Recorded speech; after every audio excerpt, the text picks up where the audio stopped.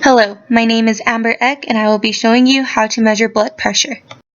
Patients should refrain from smoking cigarettes or ingesting caffeine for at least 30 minutes preceding the measurement. Patients should be seated quietly for at least 5 minutes prior to taking their blood pressure. Their feet should be flat on the floor without being crossed, back supported by the chair, and their left arm should be placed at heart level. The next thing I will be showing you is the blood pressure cuff, and it is what you wrap around the patient's arm. The appropriate cuff size should be used to ensure accurate measurement. To ensure the appropriate cuff size is chosen, there are markers inside the bladder that show if a larger or smaller cuff size is needed. The bladder within the cuff should encircle at least 80% of the patient's upper arm. This is the inflation bulb or pump that pumps air into the cuff when you squeeze it. The calibrated manometer gauge shows you how much air or pressure is inside the cuff in millimeters of mercury. There is a line on the blood pressure cuff which should be placed near the patient's brachial artery. Before putting the cuff on, you should palpate the area of the brachial artery and try to find a light pulse. The cuff should be firmly wrapped around the patient's upper arm. Make sure it is placed on bare skin and no clothing gets in the way.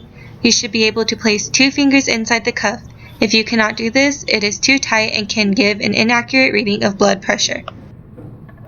This is a stethoscope. The 2 earpieces at the top are called prongs and the thing at the bottom is called a diaphragm.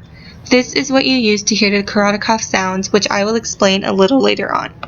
When you put the prongs in your ears, make sure they are facing forwards and double check to make sure it is on by twisting the diaphragm and tapping on it. There should be a louder noise when you tap on the diaphragm when the stethoscope is on.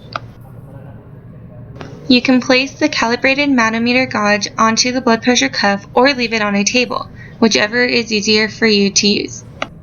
Before pumping air into the cuff, make sure to turn the valve all the way to the right, but not to the point where it's too tight because that can give you trouble loosening it later on. This allows air to be pumped into the cuff. To release air, you slowly turn the valve to the left. I like to say righty-tighty, lefty-loosey to remember this. The stethoscope diaphragm should be placed below the antecubital space over the brachial artery. I am palpating the area where her artery is one more time to ensure I have the cuff in the right area and can feel a light pulse.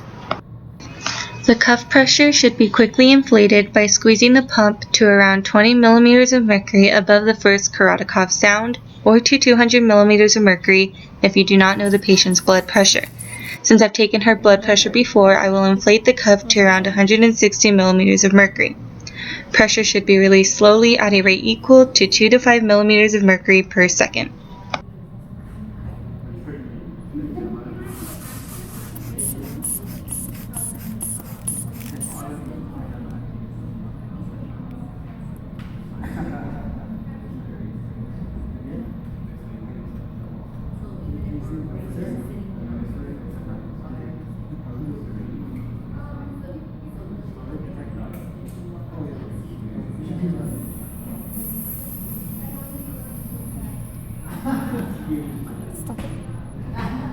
Goes right here. Okay, hold on.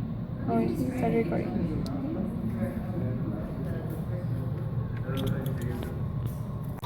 Korotikoff sounds are blood flow sounds observed while taking blood pressure. You should be listening for a thump noise, and whatever number you hear, the first thump noise on will be your systolic blood pressure. Systolic blood pressure is the point at which the first Korotikoff sound is heard. Diastolic blood pressure is the point before the disappearance of Korotikoff sounds, or the